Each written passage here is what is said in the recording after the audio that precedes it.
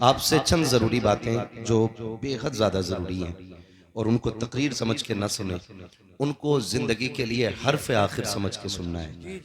ये याद रखिएगा, हम वो बात करते हैं मिंबर पे बैठ करके कि जिन पे लामुहाला हर हाल में अमल बहुत ज़रूरी हो गया है। आपसे मेरी इतनी गुजारिश है, मैं पहले अपने इलाके को जानता हूँ और आपको भी अच्छी तरह सबको जानता हूँ। मैं एक बात अर्ज कर लूँ कि पहली कुर्सी से लेकर के आखिरी कुर्सी तक, राइट साइड से लेकर लेफ्ट तक जितने भी बैठे हैं, सकलैनी, रजवी, अशरफी, बरकाती, ये सारे बाद में हैं। मुस्तफ़ा के गुलाम सबसे पहले हैं। सुभान अल्लाह। ये सबसे पहली बात सुना, ये हम बाद में हैं। हुजूर के गुलाम बोले सारे पहले हैं। हमारी कौम कई तरह से झगड़ों में बढ़ती चली जा रही है और जिसका पूरा फायदा उन लोगों को मिल रहा है जो हमें मिटाने पे लगे हुए हैं। मैं आपसे मजीद कोई मिसाल नहीं दूंगा कि हम कैसे बर्बाद हैं, कहाँ हैं। सोशल मीडिया है, सारे लोग जानते हैं हम कितनी तबाही के करीब आ गए हैं। एक एक करके हर बंदे को मालूम है, कोई फर्क नहीं रह गया है डूबे हुए में और डूबने वाले में। आपसे मेरी इतनी गुजारिश है खुदारा, ये जो इख्तलाफात की बुनियादें हमने खड़ी कर रखी हैं ना, ये सारी गिरा दें और सिर्फ एक रस्सी पकड़ें। और वो डॉक्टर इकबाल ने कहा था कि मोहम्मद से वफा तूने तो हम तेरे हैं, बेशक बेशक। ये जहां चीज है क्या लोहो कलम तेरे। मैं पूरी जिम्मेदारी के साथ कहता हूं, शुक्र है मैं ताजुश शरिया का मुरीद हूं। ये मेरा मुकद्दर है, मैंने उनका दामन थामा है, ये मेरा नसीब है। आप भी दो रोटी खाते हैं, पकड़ा होगा आपने भी किसी का दामन। हम चूंकि सिलसिले वाले लोग हैं, किसी न किसी पीर से कोई ना कोई कहीं ना कहीं जरूर जुड़ा है, ठीक है ना। लेकिन असल बात यह है कि ये सारे सिलसिले असल नहीं है, ये याद रखिएगा।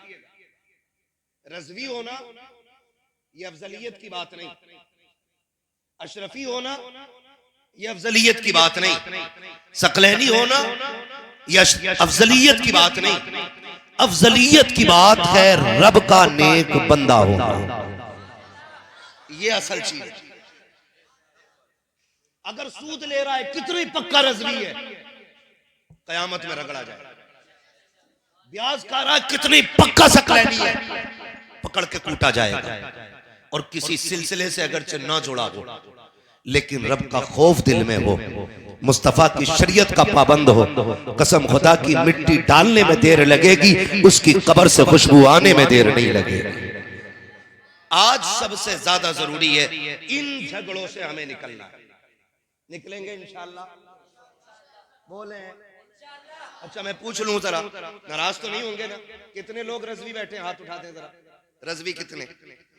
ठीक, अब हाथ नीचे करने। अब सकलैनी कितने? वो हाथ उठा दें। सलामत रहे, उठाएं, डर किस बात करें भाई, ठीक है ना। अब नीचे करने। ज्यादातर हमारी तरफ यही दो सिलसिले, ठीक है ना। शुक्र है अल्लाह का, हम ऐसा ही हिंदुस्तान देखना चाहते हैं। और तभी भलाई होगी जब सारे लोग एक जगह सर जोड़ के बैठे, एक जगह सर जोड़ के बैठे और कोई भी ताकत आके हमें फितनों में बांटने ना पाए। ये तकलीफ की बात नहीं, बुरा ना मानिएगा, मैं आपका हूं, आप मेरे हो। ये तकलीफ की बात नहीं। अगर रज़वी जलसा करे, सकलैनी रोक लगा दे, सकलैनी जलसा करे, रज़वी रोक लगा दे, बताओ इससे नुकसान किसका है? बोलो। किसी का हो ना हो, हुजूर के दीन का नुकसान जरूर है।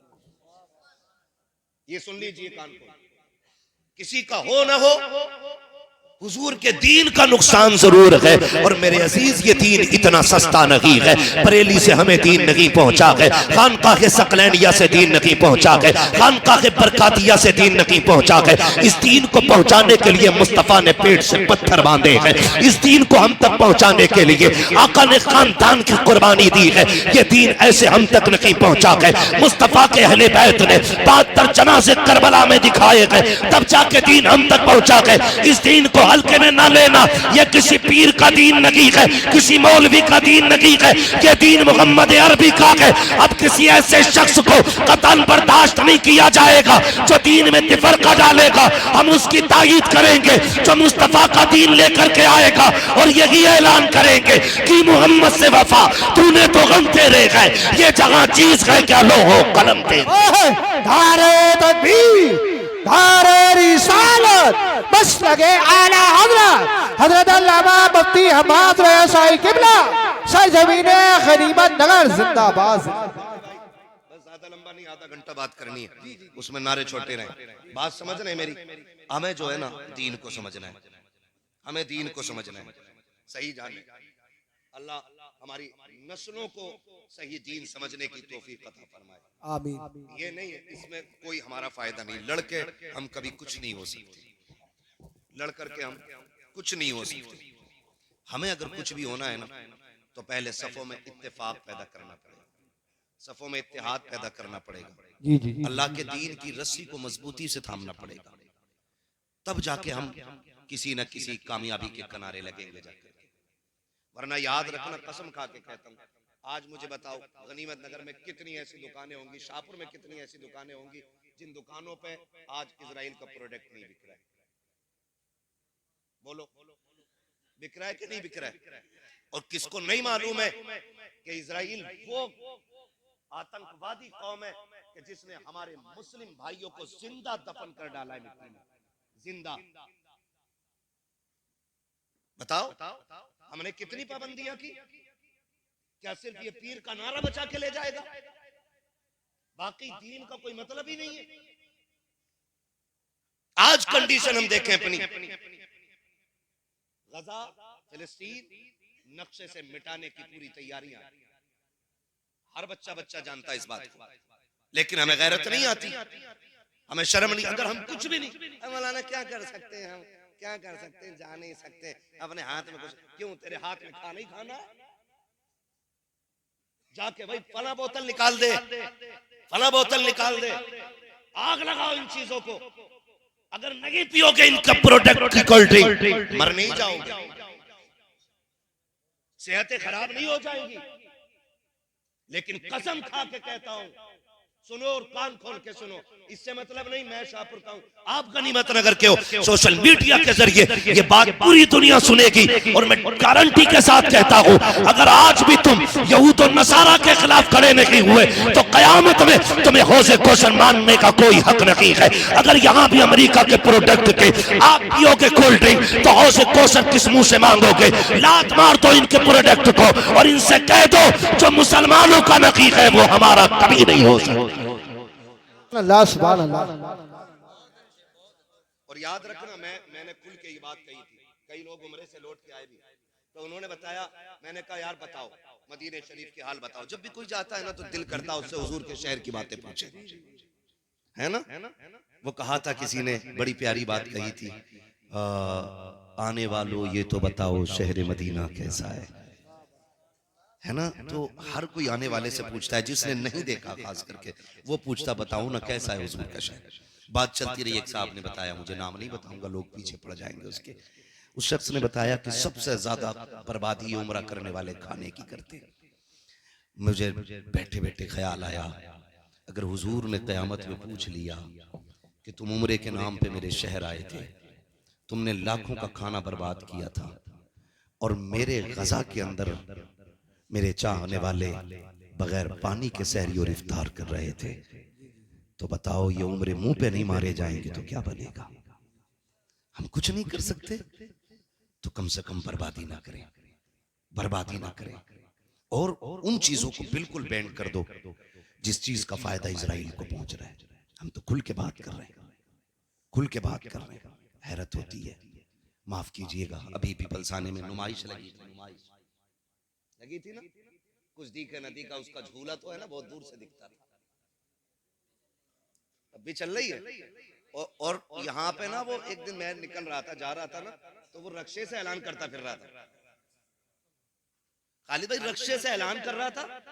और अक्सर हमारा जलसे में निकलना इलाके में जब भी जाना होता मगरिब बाद या इशा के वक्त में होता है, तो मैंने देखा टिर्री बोलते हैं क्या उसको, मेट्रो, चलो ई रिक्शा बोल रहे इंग्लिश में ना, ई रिक्शा।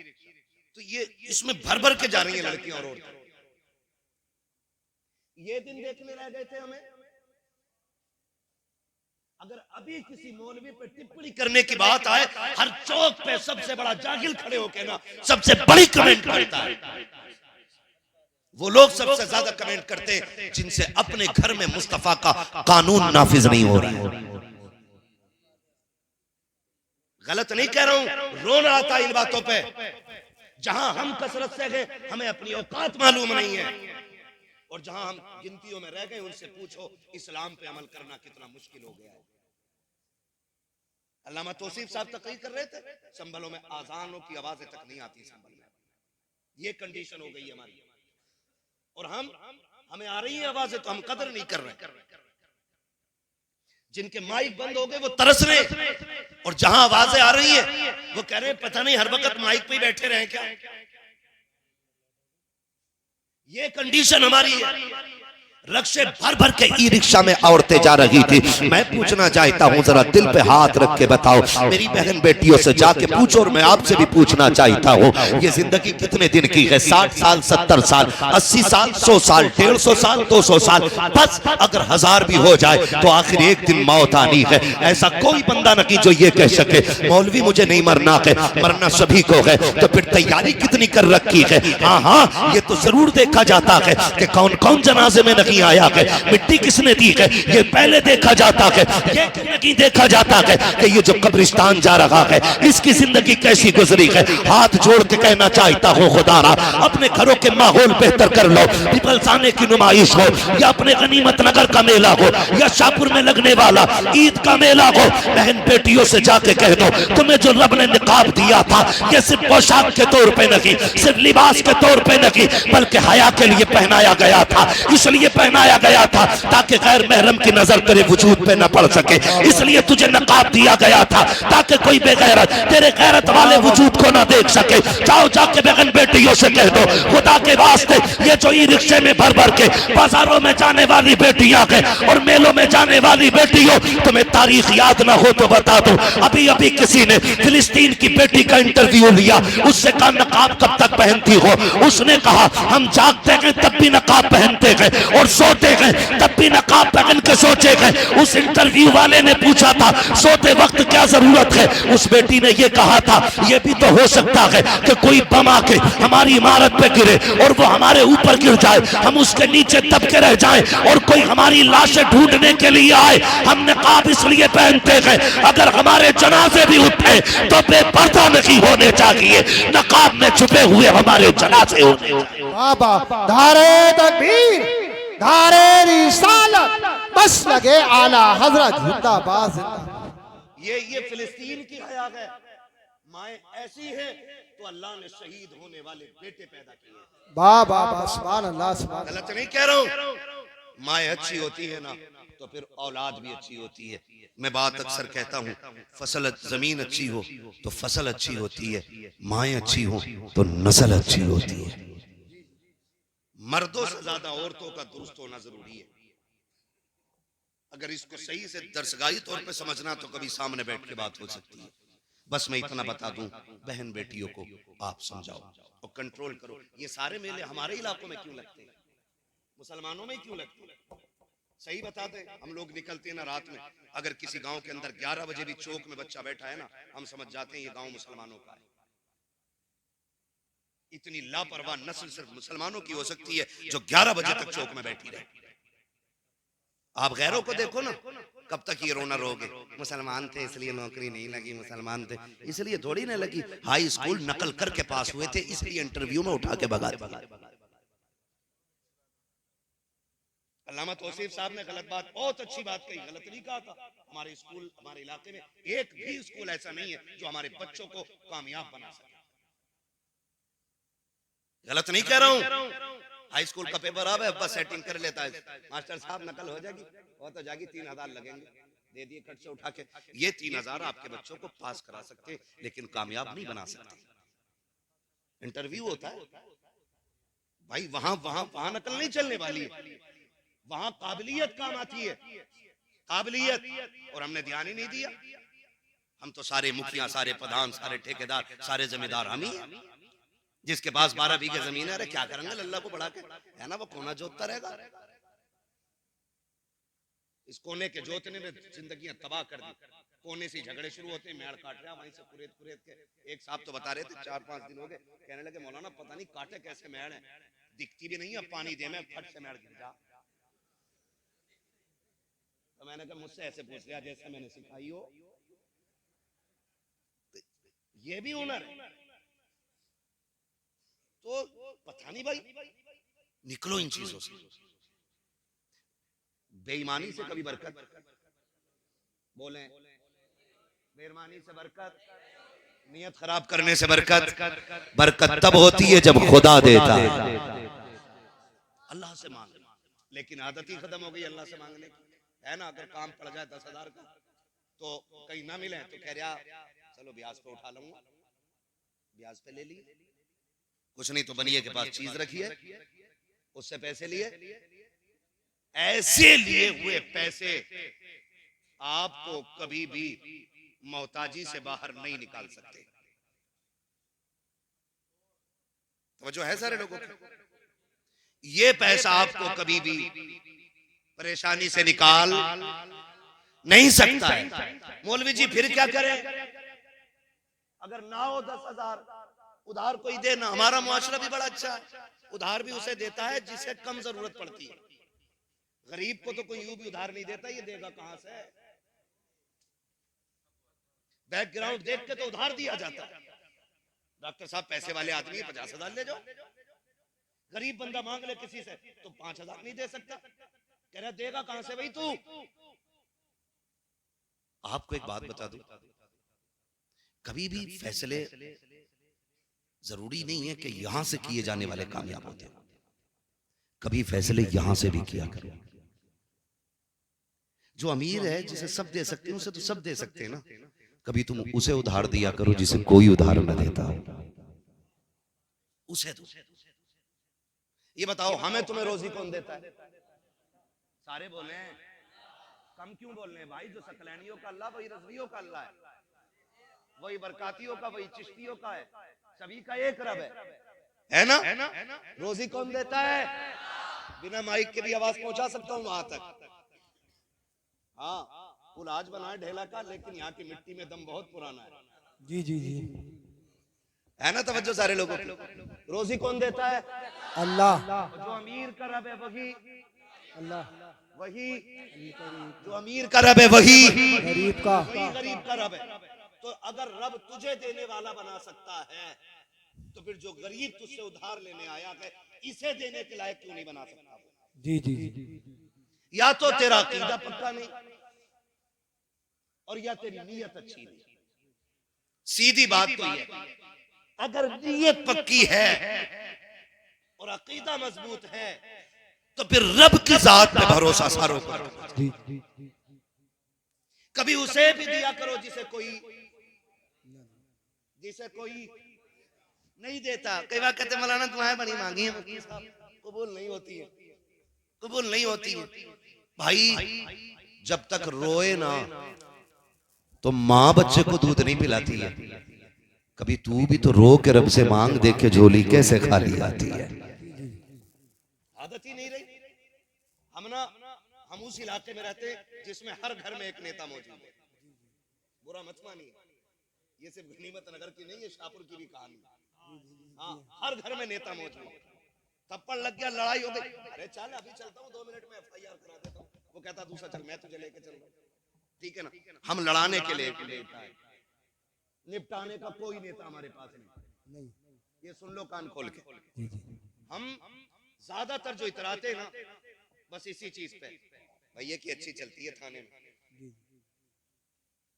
और फूफा को भी जाना है थाने वाले, चचा की भी हमारे जाने, हमें सब पता है। ये बस इनकी रसाई जो है ना दलालो टाइप की है। बस पैसा तो तुम्हारा काम होगा, नहीं दो तो तुम्हारा भी नहीं होगा। हमें लूटने के तरीके ये सारे। तो ये जो भरोसा हमने किया है ना, इससे हमें निकलना पड़ेगा। मुश्किल आ जाए, अरे डॉक्टर साहब के पैसे हैं तो उनसे मांग लेंगे, इत्तेफाक ये हुआ कितने भी बड़ा पैसे वाला है आपके पास नहीं होते। कभी कभी किसी की भी जेब खाली हो जाती, गए उस पे भी नहीं मिले। क्यों क्यों नहीं मिले? आप खाली क्यों रह गए? क्योंकि आपने भरोसा गलत किया। जी जी आप तो ये कहते इंतजाम मेरा रब करा देगा, जी जी फिर 1000 पैसों वाले को रब तेरी बारगाह में खड़ा कर देता, जी लेकिन यकीन पक्का नहीं। ये सबसे बड़ी कमी हमारे अंदर। एतकाद मजबूत करें और अल्लाह से मांगे, खुदा सब कुछ देगा। तो ये जो हमारे कदम उठ जाते हैं ना जरा सी खुशियों के लिए, पहली बात तो ये कि जरूरतों को ऐसा कर लें कि जो काम हम 50 रुपए में करना चाहते हैं उसी काम को हम 5 में भी कर लें और हमारी शान हेटी ना हो।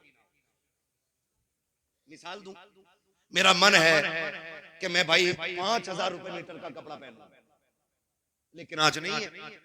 तो फिर मेरी तबीयत ऐसी होनी चाहिए कि 30 रुपए मीटर का पहनते वक्त भी मुझे तकलीफ नहीं होनी चाहिए। जी जी ये मिजाज बना। और ये मिजाज कब बनेगा? ये तब बनेगा जब आप किसी भी नेमत को देखेंगे और कहेंगे शुक्र है अल्लाह तेरा कि तूने मुझे ये अता किया है। ये मिजाज तब बनेगा जब रब के शुक्र अदा करने की आदत हो जाएगी। और जब आप सफेद कपड़ा पहन के यूं कलफ मार के ना और कॉलर हिला के दिखाएंगे, तब हमें शुक्र करने की तौफीक नहीं आएगी। फिर जब हमारे पास हमारी हैसियत के मुताबिक कपड़ा पहनने का पैसा नहीं होगा, हम घर से निकलना बंद करेंगे। फिर शौक और जरूरत पूरी करने के लिए हम ब्याज पे भी पैसा लेते हैं, रिश्वत के नाम पे भी लेते हैं, हराम के नाम पे भी लेते हैं, सूद के नाम पे भी लेते हैं। फिर जरूरतें पूरी नहीं होती है। वो याद रखो, जो छोटे पे भी शुक्र अदा करे, बड़े पे भी शुक्र अदा करे, खुदा की कसम वो कभी जलील नहीं होता है। घटिया कपड़ा भी पहन ले तब भी लोग कहते हैं शुक्र मालिक। ऐसे लोग हमारे बीच रहते हैं जिन्हें कपड़ों पे घमंड नहीं, अगर नाज है तो खुदा की बंदगी पे नाज किया जाए। जिंदाबाद जिंदाबाद, बहुत अच्छे, जिंदाबाद जिंदाबाद, सुभान अल्लाह, नारे तकबीर। बस तवज्जो कर ले तो इंशाअल्लाह करेंगे ऐसा मिजाज, करेंगे ऐसा मिजाज। कोई घमंड नहीं और इतराने की कोई जरूरत नहीं। पैसा, दौलत, शोहरत, इज्जत 4 दिन की चांदनी है। जी जी जिस दिन आंख बंद हो गई ना, फिर कोई पूछने वाला नहीं, फिर कोई पूछने वाला नहीं। आज मुफ्ती साहब है, आज अल्लामा साहब है, आज तकरीरों में नाम है, आज इश्तिहारों में नाम है। जिस दिन रूह निकल गई ना, तो उस दिन कोई नाम नहीं रहना। सारे खत्म हो जाने, सारे खत्म हो जाने। ठीक है जी, मस्जिद से भी ऐलान होगा फलां साहब का इंतकाल हो गया है, उनका दफन इतने बजे है। कोई शौक शानो शौकत नहीं। जो लोग देखने आते हैं ना, फिर कोई नहीं पूछेगा अल्लामा साहब कहाँ हैं, हजरत साहब कहाँ हैं। सब ये पूछते हैं जनाजा किधर है। पीर का हो, मरीद का हो, प्रधान का हो, नेता का हो, सारे यही पूछते हैं जनाजा किधर है। जब एक झटके में सारी शख्सियतें, सारी काबिलियतें और सारी इज्जतें मिट्टी में मिल जानी है, तो फिर इतराना किस बात का है? जी जी जी, बेशक, कुछ भी नहीं, कुछ भी नहीं। बस रिश्ते रब से मजबूत कर ले, रिश्ते रब से मजबूत कर ले। बगदाद में एक बार कत्ल हो गया मार्केट में। हारून रशीद का दौर था। तवज्जो है सारे लोगों की? जी जी, थके तो नहीं अभी आप लोग? अगर इजाजत हो तो 5 मिनट और ले लूं मैं थोड़ा सा, है ना? आधा घंटा और 1 घंटा पूरी कराओगे तकरीर। तवज्जो है सारे लोग? शजरा इंशाल्लाह वो 1.5 मिनट में हो जाएगा, उसका कोई मसला नहीं है। बस मेरी बात सुन लो, बहुत लंबी बात हो जाएगी इंशाल्लाह। बस मेरी बात सुन लो पहले, मैं अपनी बात कह लूं। अच्छा एक बात सुन लो भाई, मैं एक बात सुन। अगर डॉक्टर मरीज से पूछ के दवा देगा ना कि तुझे मीठी चाहिए कि कड़वी, कभी बीमारी खत्म नहीं होगी, है ना? डॉक्टर मर्ज के हिसाब से बात दवा देने की बात करता है। हाँ, थोड़ा सा मेहरबानी करनी। मैं इंशाल्लाह वक्त होगा ना तो मैं सुना लूंगा। मैं जानता हूँ मर्ज यहाँ के क्या क्या है। मेरा ही इलाका है, ये मेरा ही इलाका है और मैं इसको अच्छी तरह जानता हूँ। हाँ तवज्जो है, शजरा सुन लेना बेटे, भी सुन लेना मेरे लाल, सुन लो थोड़ी सी जरा बात मेरी। बगदाद में ना एक कत्ल हो गया, 20 लोग ना अज्ञात में उठाए। अज्ञात तो सभी समझते हैं क्योंकि अक्सर मुसलमानों पे मुकदमे जितने भी हो रहे हैं अज्ञात में ही हो रहे हैं। मुजरिम तो कोई पकड़ा नहीं जाता है ना, ऐसे ही 40 नाम डाल दो और उठा लो। ये कंडीशन है आज हम लोगों के साथ। तो अज्ञात में 20 बंदे उठाए गए, तो 20 में से एक बंदा परदेसी भी था जो बगदाद का रहने वाला नहीं था, उसको भी जेल में डाल दिया गया। 19 बंदे उसी शहर के थे। अब जो 19 थे ना, तो मिलने वाले आते रहे। कोई कहने लगा इसको मैं जानता हूं, इसकी जमानत मैं ले रहा हूं। किसी ने कहा भाई इसको मैं जानता हूं, इसे मैं ले जा रहा हूं। 19 के 19 बंदे चले गए, लेकिन जो परदेसी था ना, लावारिस था, उसका कोई जानने वाला नहीं था, उसे जेल में डाल दिया गया। बहुत गौर से सुनना, जब उसे जेल में डाला गया ना, तो वो बड़ा परेशान। कभी कोई प्रदेश में फंस जाता है और पुलिस पकड़ लेती है ना, तो वो कहता कम से कम ये कि मेरे घर तक तो खबर पहुंचा दो कि मैं हूं कहां। ये होता है ना कोई भी परदेसी कि मैं कहां हूं, ये बता तो चले मेरे घर वालों को, ताकि वो कोई कोशिश कर सके। और जिन पुलिस वालों को पैसा लूटना होता है वो सबसे पहले फोन छीनते। तो उन्होंने क्या काम किया, उसको जेल डाल दिया। वो बड़ा परेशान, मुझे कोई पूछने नहीं आया, कोई हाल मेरा नहीं मालूम, बच्चों को मालूम है मैं परदेश गया हूं, बच्चों को क्या पता, ना फोन ना खबर उस वक्त। बस ये था कि कासिद जाता, खबर जाती, तब जाके पता चलता ना। तो बात पुरानी है, बड़ा परेशान हो गया। जानते हो उसको जेल में डाल दिया। जब जेल में डाला ना, तो उसने जब देखा सारे रास्ते बंद हो गए, उसने फिर मुसल्ला बिछा लिया और रब की बारगाह में रोके कहता, मालिक मेरा जानने वाला भी तू ही है, मुझे बचाने वाला भी तू ही है। अल्लाह इस जेल में मुझे कौन आएगा बचाने के लिए?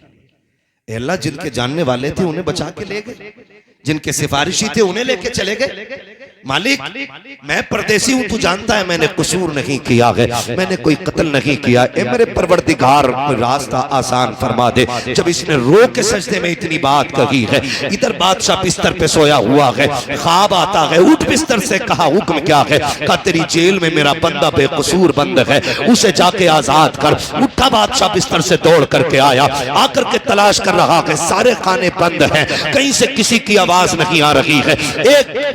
एक खाने के अंदर गया, अंधेरा था, कान लगा के सुना, उसके अंदर कोई रो के कह रहा था, मालिक मेरा सिफारिशी भी तू है, मेरा जमानती भी तू है, मेरे गवाही देने वाला भी तू है, मालिक मेरी सफाई को जानता भी तू है, मैं बेकसूर हूँ, इसकी सबसे बड़ी दलील भी तू है। जैसी उसने रो के कहा है, बादशाह ने कंधे पे हाथ रख के कहा, चल यार तेरी गवाही मिल गई है। हाथ पकड़ के बादशाह लेकर के चला गया। अगले दिन तैयार किया, महल लगाया गया, करवट में कुर्सी लगाई, उसको बैठाया और कहा बादशाह ने, ओ महल वालों, आज तक तुमने दौलत वाले देखे होंगे, पैसे वाले देखे होंगे, शानो शौकत वाले देखे होंगे, आज उससे मुलाकात करो जिसकी सफाई की गवाही सिर्फ खुदा ने खुद अता फरमाई है। ये वो है जिसके बेगुनाह होने का ऐलान खुदा ने खुद मुझसे मेरे ख्वाब में करे।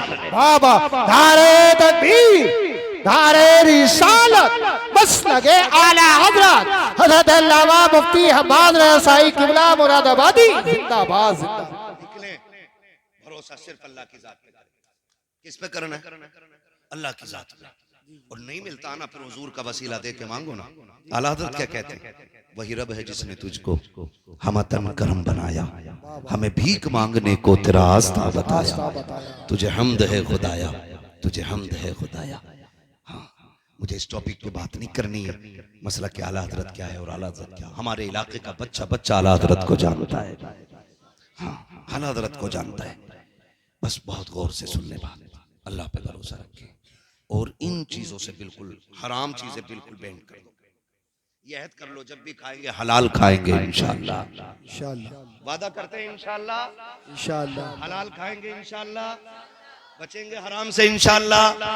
याद रखिए, इमाम गजाली रहमतुल्लाह तआला अलैहि से किसी ने कहा था, हुजूर दुआएं कब कबूल होती हैं? तो इमाम गजाली ने कहा था, दो काम कर लो। नंबर एक, जब भी बोलो सच बोलो, और जब भी खाना हलाल खाना। जबान तेरी खुलेगी, मकबूलियत की जमानत खुदा नाजिल फरमा देगा। ये दो काम करने, ये दो काम करने। हमें अपने रब से यह अहद करना, मालिक जब भी खिलाना हलाल खिलाना, उस दिन मार देना जिस दिन हराम खाने पे नौबत आ जाए। हमें एक लुक में हराम खाने से मर जाना पसंद है, लेकिन हराम नहीं खाएंगे इंशाअल्लाह। हाँ, करते हैं इंशाअल्लाह वादा, बचेंगे इंशाअल्लाह। हराम में बहुत सारी चीजें आती हैं। मुफ्ती साहब क़िबला तशरीफ फरमाए, बहुत सारी चीजें फर्दन आपको बता देंगे, कभी फुर्सत में पूछेंगे। हम जो खेतों पे अक्सर जाते हैं ना, ऐसे सूत के मारी बाल ऐसे करके, खेत किसी का भी हो, पूरी बाल साफ, 2-3 टूंगे दावल ऐसे और बाकी फिर यूं। ये कतन हराम है, हराम है, हराम। आप बिल्कुल बचिए एक दाने से। सहाबा फरमाते हैं जब हुजूर नहीं आए थे ना हमारे सामने, जाहिरी हयात पे बात कर रहा हूँ, और रह गई बात हुजूर की पैदाइश की, तो आका फरमाते हैं कुंतु नबिय्यम व आदम बैनल माई व तीन, मैं तो तब भी नबी था जब आदम को तैयार किया जा रहा था। वाह वाह वाह। आका फरमाते हैं अव्वलु मा खलक़ल्लाहु नूरी, सबसे पहले अल्लाह ने मेरे नूर को पैदा फरमाया। तो मैं उस लेवल पे बात नहीं कर रहा हूँ। हुजूर जब दुनिया में तशरीफ लाए ना, जाहिरी तौर पे, वरना बातिन है उम्र लाखों बरस की तेरी, मगर है ताजा शबाब तेरा। हाँ, हुजूर की उम्र सिर्फ 63 साल नहीं, ये जाहिरी उम्र है। बस तवज्जो करें। सहाबा फरमाते हैं जब तक हुजूर नहीं आए थे ना हमारे दरमियान, उस वक्त तक हम बेटियों के गले काट देते थे, पता नहीं चलता था। और जब हुजूर आ गए ना, तो रास्ते में चलते हुए भी डर लगता है कहीं पैर के नीचे चूंटी ना आ जाए। सहाबा इतने डरने लग गए, उन लोगों के ईमान और खौफ इलाही इतना कि चूंटी से भी पैर बचा के रखते थे। सुभान अल्लाह। लेकिन आज हम देखें, कई लोग बाजार में, सनीचर के बाजार में टहलते मिलेंगे, थोड़ी सी मूंगफली मार दी, ठीक है भाई, घुनी कम है, आगे बढ़ के गाजर मार दी, और आगे बढ़ के कुछ और खा लिया, दोपहर से शाम तक पेट भर लिया, आराम से घर जाके सो गए। हल्दी लगी ना फिटकरी, रंग चोखा आ गया। पूछो मुफ्ती साहब से, कतन हराम है ये। आपको एक दाना खाने की इजाजत नहीं, बिल्कुल बचना इन छोटी छोटी चीजों से जिन्हें हम कुछ नहीं समझते, लेकिन खराबी बहुत बड़ी है, खराबी बहुत बड़ी है। हाँ, किसी के जहन में ये बात आ रही होगी कि जब से दीनदार बनाऊं ना मुश्किलें बहुत आ गई, जब से तौबा की है ना तब से बड़ी मुश्किलें आ गई। याद रखिएगा, जब मुश्किलें आती हैं ना तो बंदा रब को अपने करीब करना चाहता है और रब बंदे को अपना करीब करना चाहता है। ये दोनों मामला होते हैं। मुश्किलें अगर आपके करीब आ रही है ना, तो सिर्फ इसलिए आपको आजमाइश में डाला जा रहा है कि रब आपको अपने करीब करना चाहता है। बंदा जब मुश्किल में होता है ना, फिर कहता है या अल्लाह तू ही है। गलत नहीं कह रहा हूँ, फसल अच्छी हो जाना तो कोई भी कह दे कि ना पंतनगर का बीज लाया था, कहाँ के बीज था, मैं अपने पंतनगर का ही ज्यादा आता है ना, कि पंतनगर का बीज था, ये लंबी बात है। और फिर अल्लाह की मार, वो चाहे तो बाले ही बाले रह जाती है, दाना मार देता है, दाना मार देता है। तो फिर कह रहा मुकद्दर में ही ना था, मुकद्दर में, अब मुकद्दर में ना था।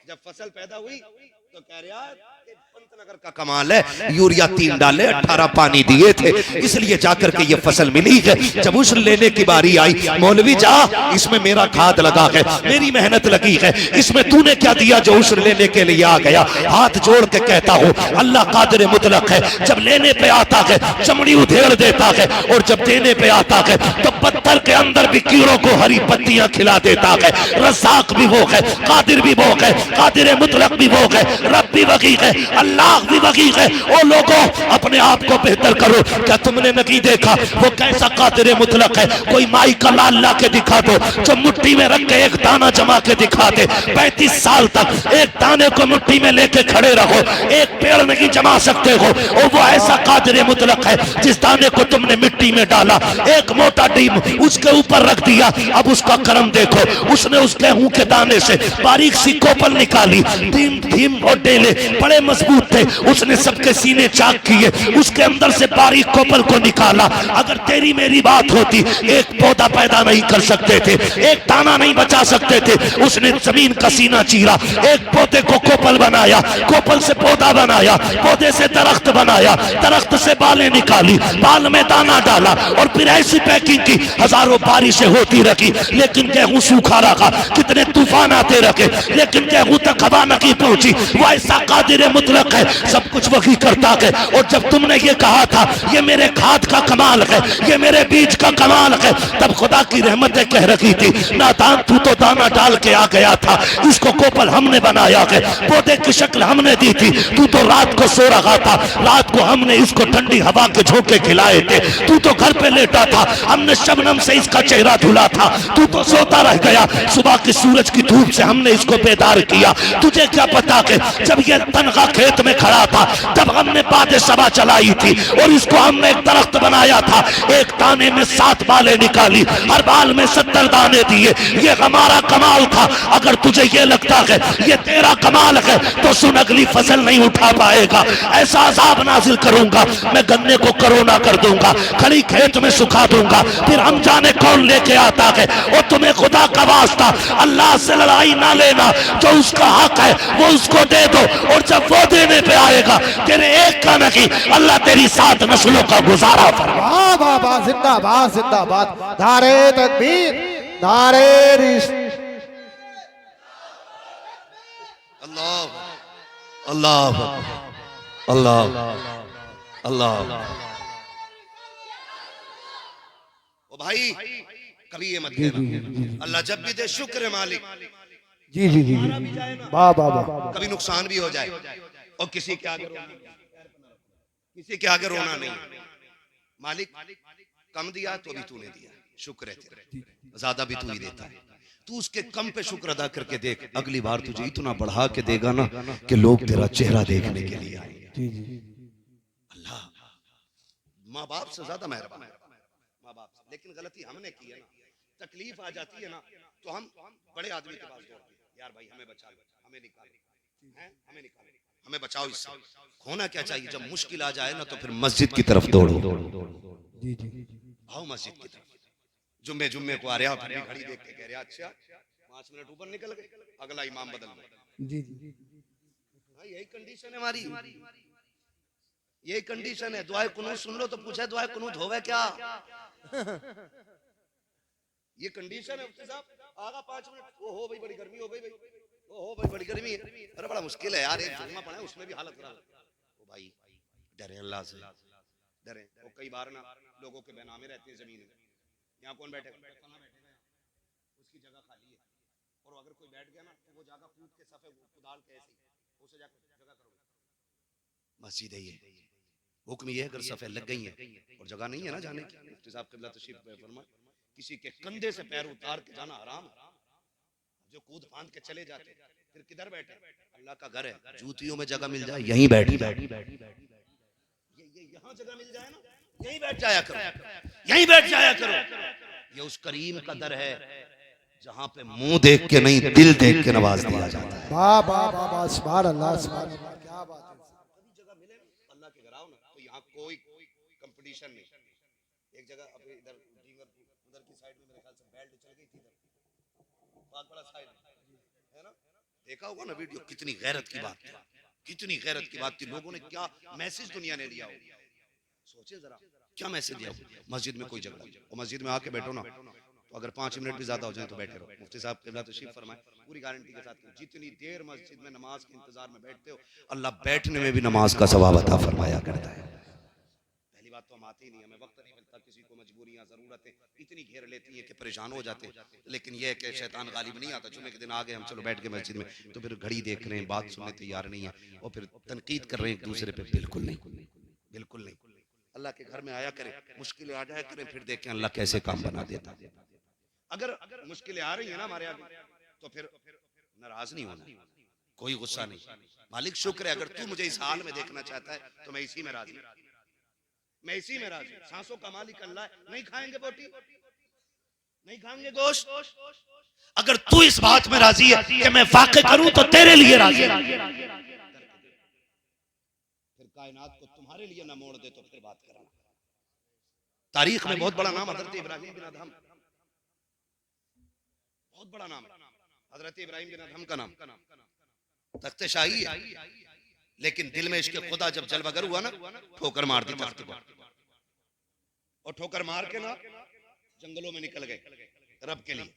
जब जंगलों में निकल गए तो सगे मामू मुलाकात हुई, देखा दरिया के किनारे बैठकर ना गुदड़ी सिल रहे हैं, वो बड़े पुराने लिबास थे, है ना, गुदड़ी सिल रहे हैं। तो कहने लगे भांजे ये जिंदगी अच्छी थी या वो तख्त पे बैठने वाली जिंदगी अच्छी थी? कहने लगे क्यों मामू? कहने लगे वो कितना अच्छा दौर था कि हीरे जवाहरात तो तुम्हारे ताज में लगे हुए थे और सैकड़ों लोग हाथ बांधे आगे पीछे खड़े रहते थे, तुम्हारे इशारे की देर थी, और अब देखो अपने हाथ से कपड़े सिल रहे हो। क्या पाया आखिर आपने वो तख्त छोड़ के? जब इतनी बात सुनी ना तो सुई थी दरिया में फेंक दी। मामू ने कहा भांजे एक सुई थी वो भी फेंक दी, अब कपड़े कैसे सिलोगे? तो आपने फरमाया अच्छा। आपने आवाज दी मछलियों मेरी सुई लेके आओ। तो जितनी मछलियां थी ना सारी किनारे पे आ गई और सबके मुंह में सोने की सुइयां मौजूद थी। मामू देख रहे हैं, मामू देख रहे हैं। आपने कहा मैं सोना अगर चाहता तो यहां क्यों आता, मुझे मेरी सुई चाहिए जो मैंने फेंकी है। एक मछली आपकी सुई लेके आ गई, आपने वो सुई ली। का मामू यही थी ना? कहा हाँ। कहने लगे ये सब कुछ कैसे कर लिया? फरमाने लगे मैंने दुनिया रब के लिए छोड़ दी, उसने दुनिया लाके मेरे कदमों में डाल दी है। वाह वाह वाह, सुभान अल्लाह सुभान अल्लाह। अगर अकीदे मजबूत होना तो आज भी मंजिलें आसान हो जाती। आज भी मंजिलें, मैं नौजवानों से खास कर कहूंगा अपने रिश्ते मस्जिदों से मजबूत करने। हमारे रिश्ते मस्जिदों से बहुत कमजोर हैं, खाली जुमे को फर्ज समझते हैं हम लोग, बाकी टाइम की फर्जियत से मतलब ही नहीं। अगर कामयाबी चाहते हो तो सजदों के करीब हो जाओ।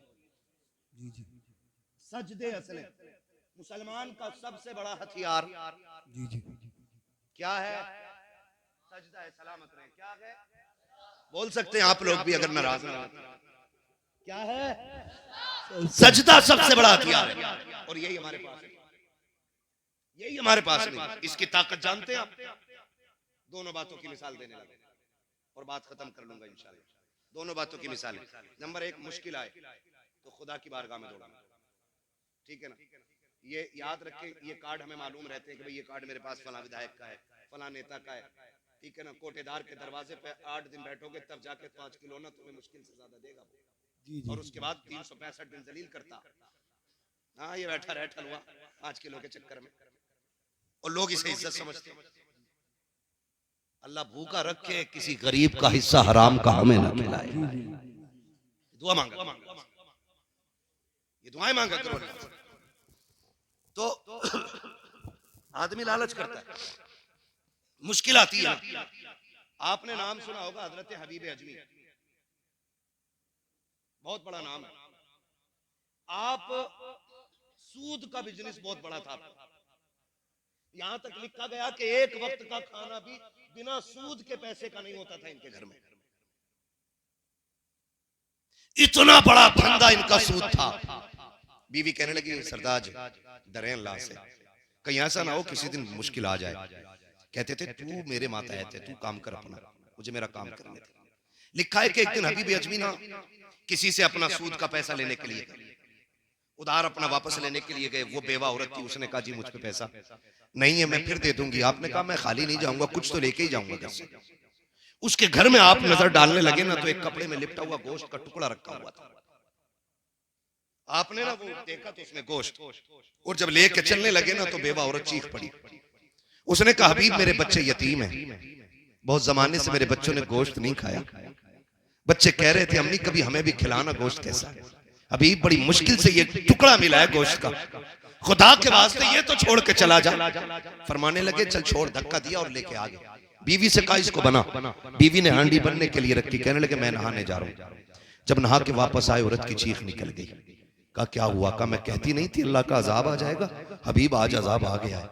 कहा क्या हुआ? कहा जो गोश्त बनने रखा था ना आज हांडी में सारा खून बन गया है। अगर वो रस्सी को ढील दे रहा है ना तो ये मत समझना कि अल्लाह बड़ा मेहरबान है, हमें छोड़ रखा है, हम पे मेहरबान है। नहीं, कभी कभी रस्सियां इसलिए भी ढीली रखी जाती हैं कि कर कितना करेगा, जब मैं पकड़ूंगा फिर कोई बचाने वाला नहीं होगा। ये भी याद रखिए। हबीब आज खून का, आज खाने का खून बन गया। हबीब अजमी ने देखा चीख निकल गई। काब के दर काब तौबा करनी है। हबीब अजमी निकले तौबा के लिए। बात लंबी होगी, तफसील से बताऊं। आखिरकार तौबा कर लिया आपने, और जब तौबा कर ली ना तो पूरी जिंदगी, चूंकि ब्याज का पैसा था, कोई और बिजनेस नहीं था, अब घर में फाके होने लगे, दिक्कत आ गई, बच्चियां जवान थी। एक दिन बीवी शरीक हयात कहने लगी, मेरे सरताज। कहा जी। का बात यह है कई दिन का फाका हो गया है, बच्चियां जवान हैं, किया जाए, बच्चियों की भूख नहीं देखी जाती है। कहा फिर कहा जाके कोई मजदूरी तो कर लो। हबीब कहते हैं कौन मुझे काम देगा, देख मेरे बाल सफेद हो गए, कमर झुक गई है, कौन मुझे काम के लिए रखेगा। का निकलना रब का नाम लेके, जब निकलेगा कोई ना कोई रब इंतजाम कर देगा। हबीब अजनी ने घर से थैला लिया और मंडी की तरफ जाने लगे जहां मजदूर खड़े होते थे। और जब मंडी की तरफ जाने लगे, घर से निकले, बीवी ने कहा हबीब ठहरो तो सही। बीवी ने कहा ठहरिए। कहा अब क्या बात है। उसने कहा इय्याका वल हराम, खबरदार खाली लौट आना, लेकिन हराम का मिले तो आज भी लुकमा ना लेके आना। हम और बच्चों को एक दो दिन फाके से पाल लेंगे, लेकिन हराम का एक लुकमा मत लेके आना। इतना सुना हबीब आंखों में आंसू लेके मंडी में आ गए। आके मंडी में खड़े हो जाते हैं। लोग आए, सबने ताकतवर जवान जवान मजदूरों को लिया, लेके जाने लगे। हबीब आगे बढ़े, कोई मुझे क्यों नहीं लेके जा रहा है। आप कहते मुझे भी ले चलो।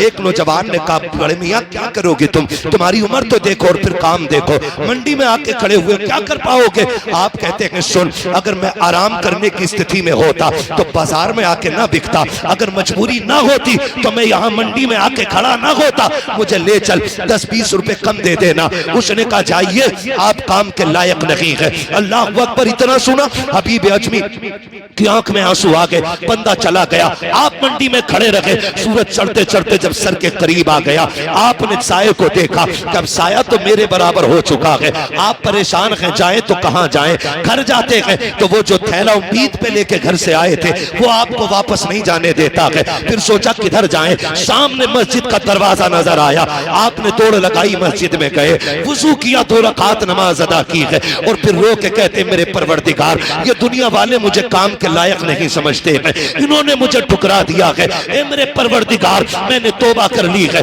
मैं कभी हराम बच्चों को नहीं खिलाऊंगा। मेरे मालिक ये तो मुझसे काम नहीं ले रखे हैं, मैं तेरे घर में आ गया हूँ। ए अल्लाह, मैं तेरे घर में झाड़ू लगाऊंगा, मैं तेरे घर की मजदूरी करूंगा, मेरे मालिक इतना दे दे कि मेरे बच्चों की भूख का इंतजाम हो जाए। रोते रखे, शाम तक मस्जिद की सफाई करते रहे। शाम आई है, हबीब घर आते हैं, बीवी दरवाजे पे खड़े होकर इस्तकबाल करती है। बीवी ने खाली थैला देखा, कोई जुमला नहीं कहा था, कोई गाली नहीं दी थी, बल्कि कहा था आइए मेरे सरताज, आपका इस्तकबाल है। घर के अंदर लाई है, वुजू कराया, लिटा दिया। जब आराम से शोहर लेट जाता है, फिर बीवी ने पूछा था सरताज बताओ तो सही, काम के लिए गए थे, क्या हुआ। का काम तो मिल गया है, का मजदूरी नहीं मिली है, का मांग लेते, का इतना बड़ा मालिक कदर मिला है कि मांगते हुए गैरत आ रही थी, इसलिए मांगा नहीं था।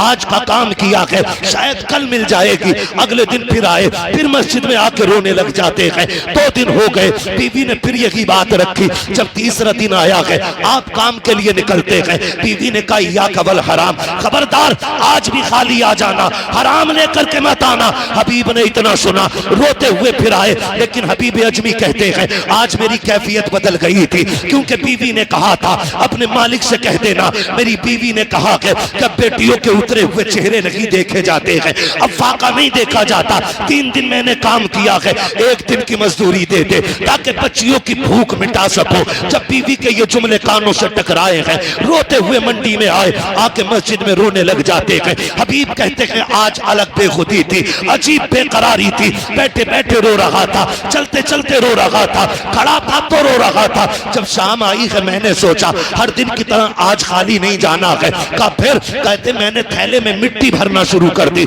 मैंने मिट्टी भरी और घर के करीब आया, मैं डर की वजह से रुक गया। आज देखूं तो सकी, घर वाले सो जाएं तब जाऊं, लेकिन कहते जब मैं दूर खड़ा हुआ, मुझे अपने आंगन से धुआं उठता हुआ दिखाई दिया। जब धुआं देखा, कहते मैं आंखें मसलने लगा, मेरे घर धुएं का क्या काम, मेरे घर तो पकाने की कोई चीज नहीं है। कहते फिर मैंने गौर से देखा, घर भी मेरा था, आंगन भी मेरा था। मैं दौड़ के दरवाजे पे आया, मेरी बीवी हर दिन की तरह खड़ी थी, उसने मेरा इस्तकबाल किया, कहा आओ मेरे सरताज। जब मैं अंदर गया, कहते मेरे घर के अंदर से खाने के पकवान की खुशबुएं निकल रही थी। मैंने कहा बीवी ये क्या है, मुस्कुरा के कहती है ये परेशान क्यों होते हो, बड़ा अच्छा मालिक है आपका। कहा क्या कहना चाहती हो, कि ये सारा खाना तुम्हारे मालिक ने भेजा है।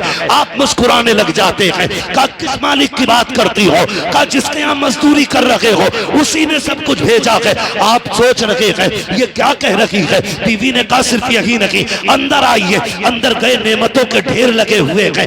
आप कहते हैं बीवी तुझे कैसे पता कि ये मेरे मालिक ने भेजा है। बीवी कहती सुनो, वो जो लेके आया था ना, वो एक पैगाम भी दे के गया है। का कौन सा पैगाम? का उसने ये कहा है अपने शोहर से कह देना ये मालिक ने पैगाम भेजा है कि सुन तू हमारे घर की नौकरी करता है, हम इसी तरह तुझे तेरी मजदूरी अता कर दे। बाबा धारे तकबीर, धारे रिसालत, बस लगे आला हजरत, जिंदाबाद जिंदाबाद। है तवज्जो सारे लोगों की। कहा मालिक ने कहा है तुम ऐसी मजदूरी करो, अल्लाह तुम्हें इसी तरह तुम्हारी तनख्वाह अता करेगा। तुम्हारा मालिक सजदे में गिर गए। मालिक तेरा शुक्र है। मैं आज भी कहता हूँ आवाज आती हम तो माइल व करम है, कोई साइल ही नहीं, राह दिखलाएं किसे रह रवे मंजिल ही नहीं। सही बता रहा हूँ। लोग कहते हैं इमामों की 5000 में देखो बल्ले बल्ले रहते हैं, 5000 में मौज कर रहे हैं, 6000 में मौज कर रहे हैं, ऐसे ही नहीं कर रहे हैं। अल्लाह की कसम खा के कह दूं, अक्सर जितने इमामों से मिला हूं या जिनकी हालत मैंने जानी, मैं जानता हूं, उन्होंने मुझे बताया, कोई कहता बेटी का निकाह है, कोई कहता और तनख्वाह 6000 है, 3 बेटियां जवान हो गई हैं, और फिर जब उनकी शादियां हो गई तो फिर मुलाकातें होती, हो गई खैरियत से? कहा शुक्र है रब का। कैसे हुई? कहा कि जब दुनिया सो गई हमने रो के मुसल्ले बिछाए और हमने कहा मालिक रात दिन तेरे घर की ड्यूटियां निभाई हैं, आज किसी के आगे हाथ ना फैलाना पड़े। कहते हैं कि अभी हमने देखा है दुआओं का असर, आंखें सूखी नहीं थी, अल्लाह ने बेटियों की शादियों के इंतजाम पहले फरमा दिए। जब रिश्ते मुसल्लों से मजबूत होते हैं ना तो फिर 3000 में भी काम हो जाता है, फिर 5000 में भी, फिर 2000 में भी। इसलिए कि याद रखें कभी कभी बहुत सारे काम ऐसे होते हैं जो दवाओं से नहीं होते, रब दुआओं से कर दिया करता है। ठीक है ना? तो अब रिश्ते हमें अल्लाह से मजबूत करने, हमें दुख आएगा तो हम इंशाल्लाह मस्जिदों को आबाद करेंगे इंशाल्लाह। सारे नौजवानों से गुजारिश है, अब दौर वो नहीं रह गया है कि हमें कोई लकीर आके समझाए। अब हर बच्चा इतना पढ़ा लिखा और समझदार है कि नमाज हम पे फर्ज की गई इबादत है, और सबसे कामयाब वो बंदा है जिसने रब को राजी कर रखा है। इस इंतजार में ना मरना, मर जाएंगे तो बेटे 40 में करके बख्शवा देंगे, मर जाएंगे तो तीजे के बाद बख्श दिए जाएंगे। इस इंतजार में ना मरना, थोड़ी तैयारी खुद भी करनी है, खुद भी करनी है। आए दिन मौतें हो रही हैं, याद रखें ऐसी जिंदगी जिए, मर जाएं और कब्र में जाएं और कोई पूछे किसका जनाजा है, कोई बताए ना बताए, हमारे कफन से आवाज आ रही हो लहद में इश्क रुखे शह का दाग लेके चले, अंधेरी रात सुनी थी चराग लेके चले, तेरे गुलामों का नक्शे कदम है रागे खुदा, वो क्या भटक सके जो ये सुराग लेके चले। पढ़ेंगे इंशाल्लाह नमाजें, आबाद करेंगे इंशाल्लाह मस्जिदों को, ठीक है ना? और नमाज पढ़ने में ये ख्याल रखना इमाम पे कोई टिप्पणी नहीं करनी है। आप मेरे मशवरा देके जा रहा हूँ, अगर किसी इमाम में शरीक कोई कमी दिख रही है तो आपके बस्ती में ऐसे ऐसे आलिम मौजूद है, आप इनसे जाके बात रखिए, इनसे कहिए ऐसे शख्स के बारे में शरीयत का क्या हुक्म है। अगर ये बता दें कि ऐसे शख्स के पीछे नमाज पढ़ना जायज नहीं है तो उनको बैठा करके इनके सामने ला करके शरीफ हुक्म उनको सुना करके उनकी छुट्टी कर दी जाए, ये सबसे बेहतर तरीका होता है। चौक चौराहे में कहीं भी रास्ते में खड़े होकर के कोई मुखालफत करके हमें अपनी नमाजें खराब नहीं करनी है। कितनी कबूल होती है कितनी नहीं है तो अल्लाह ही जानता है, जो हो गई है उन्हें भी खराब ना करें। इसलिए अपने बारे में सोचें हमें क्या करना है। मेरी कब्र में मुझे लेटना है, आपकी कब्र में आपको लेटना है, सारी तैयारी कर लें।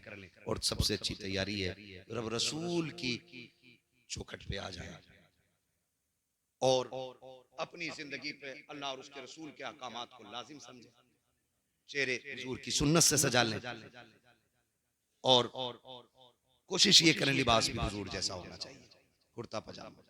लेकिन आज एक ऐद कर लो गनीमत नगर वालों, और जहां तक मेरी आवाज सोशल मीडिया के जरिए जा रही है, ऐद करो कि हम इजराइल का कोई भी प्रोडक्ट यूज नहीं करेंगे। वादा करते हैं इंशाल्लाह। हाँ, मैं इस वक्त समझता हूं कि इजराइल के कंपनी का पानी पीना भी खून पीने से ज्यादा बुरा है। यह हकीकत है जो मैं कह रहा हूं। इसलिए खुदा हमें एहतियात करनी है और वक्त भी काफी हो चुका, 1:30 बजने को है। बस आखिर में हुजूर का शजरा बयान कर देना है, ठीक है ना? अब जरा बोल दें सुभान अल्लाह। अब ताकत दिखानी है भैया, अब तक मेरा पसीना बहा, मैं चाहता हूँ 1-2 कतरे आपका भी बह जाए। पसीना खून नहीं भाई, ऐसे गर्दन हिला रहे हैं जैसे मैंने गर्दन मांग ली हो किसी की यार।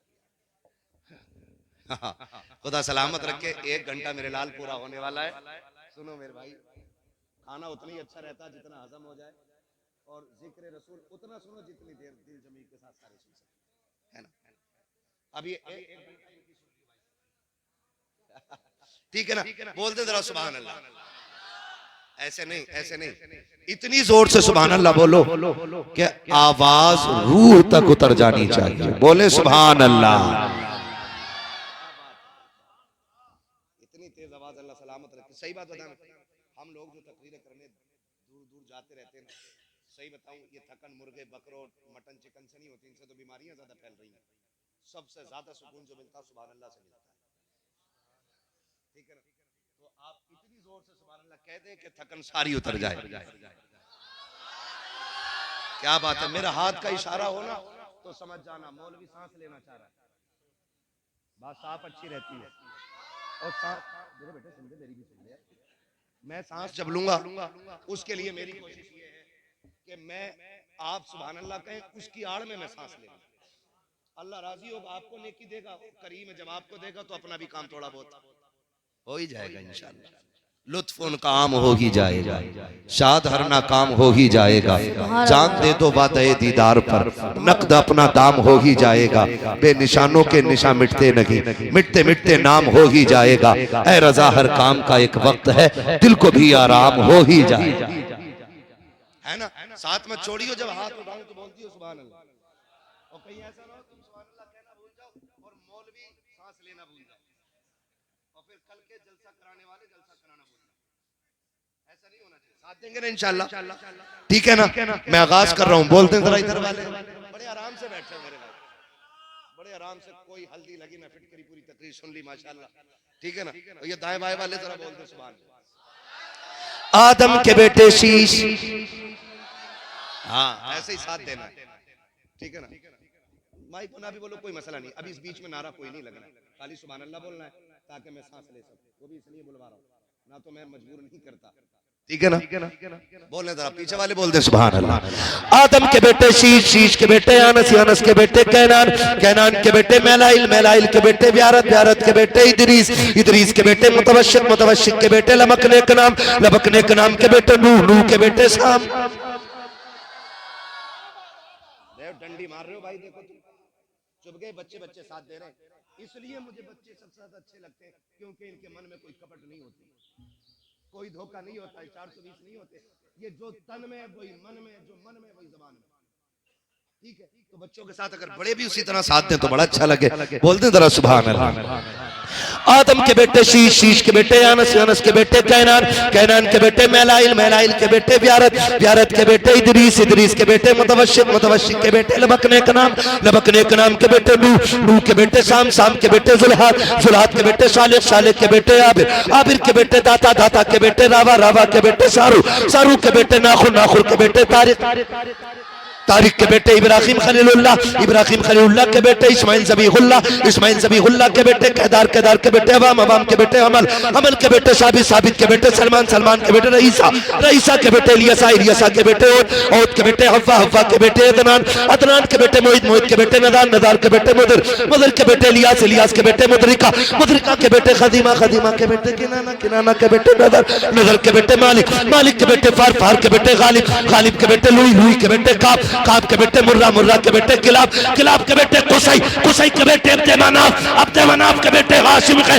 हाशिम के बेटे अब्दुल मुत्तलिब है, अब्दुल मुत्तलिब के बेटे अब्दुल्लाह है, अब्दुल्लाह के बेटे मोहम्मद रसूलुल्लाह। नारे तकबीर, नारे रिसालत, मसलके आला हजरत, नारे रिसालत।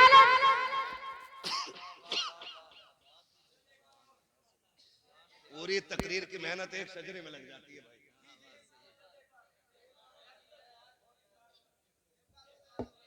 न मेरी बात सुनो, आपकी फरमाइश पूरी हो गई, अब बहुत ज्यादा मेहनत लगती है। ठीक है ना, अब ठीक है ना जी। अब दुआ है मेरी अल्लाह ताला से, मैंने जो पूरी गुफ्तगू की है ना उसका महासल ये है मेरे भाई, उसका पूरा महासल ये है, हमें